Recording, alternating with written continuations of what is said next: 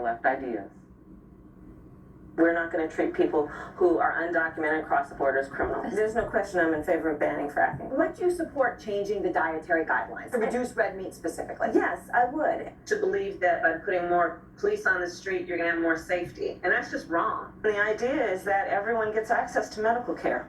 And you don't have to go through the process of going through an insurance company. Let's eliminate all of that. Let's move on. Now, some of us previously had this on our phones, like maybe a couple of weeks ago. I mean, it just happened. Government transparency site govtrack.us once named Harris the most liberal senator. And that rating has since been taken down from their website. And the company says, or the organization says, that they did that because they only have like current session up. Well, then how come I could take that picture like 2 weeks ago and it was done in 2019?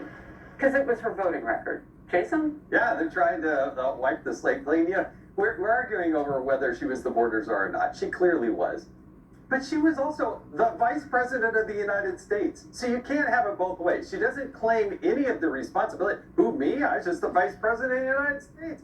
I never had to deal with the border. It's one of the top issues out there. And the economy? Oh, that wasn't me. I was just the vice president of the United States. Well, what were you doing for the last 3.5 years if you weren't working on the most pressing issues of the United States of America? You can't have it both ways, and that's the way she's trying to have it. A hair flip and a giggle. Emily?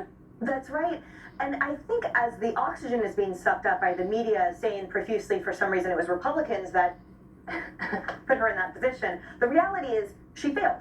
It doesn't matter what you call it, right. She failed. And she also campaigned, by the way, on her prowess for it. She campaigned heavily on fixing the immigration crisis, the crisis of which apparently disappeared as soon as she assumed office. The second thing that I glean from all this is a reminder that she herself represents whiplash ideologically. She has never stuck to her guns about anything. We've seen in the small discussions we've had about her prosecutorial background that she can't even figure out what side she's on there. So at the end of the day, she will succumb to who she thinks she is answering to or wants to identify with. She will buy votes, and at the end of the day, therefore, what we will get in office would be an invertebrate fish that just goes with the whim of the stream, and that is frightening. It is more frightening than someone who is more ideologically convicted, in my opinion, because you don't know which way she's blowing next. You just know it's blowing radically. Well, Tommy.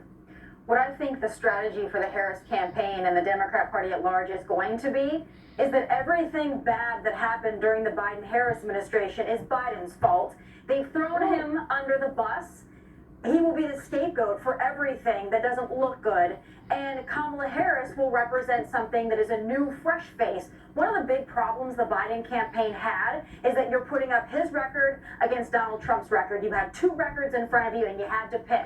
Well, they're attempting to erase that now with Vice President Kamala Harris as their nominee. They're saying, oh, no, you don't have two records. You have Kamala Harris, who is an unknown, who's just a tough prosecutor. Erase everything she's done in the last 3.5 years. She's a fresh face with a clean slate, as you said. That's going to be the play. And it could work on people who haven't been paying attention. Well, govtrack.us is going to have to give people's phones now for those of us who snapshotted their screenshot. You know, people say that, yes, Kamala they're just trying to switch out, and she's exactly the same. I argue that she, in fact, is like new Coke. That she is not just, the same product, but in a new package. It's a completely different product, and it's worse. And they're presenting it, it's like, this is better even, it's greater than old Coke. It's new Coke. We know some of you might be too young to remember the debacle of new Coke. It was horrible. They changed the recipe. It was not what they said. It was different, and it was awful, and it didn't last very long. Clearly, we've seen examples of state media. Lastly, she's saying she has nothing to do with the border, confirming that they know it's a disaster. They know the economy is a disaster, and they don't want it near her. And that's the worst thing of all. Look for Mayorkas to go next. Yeah. Because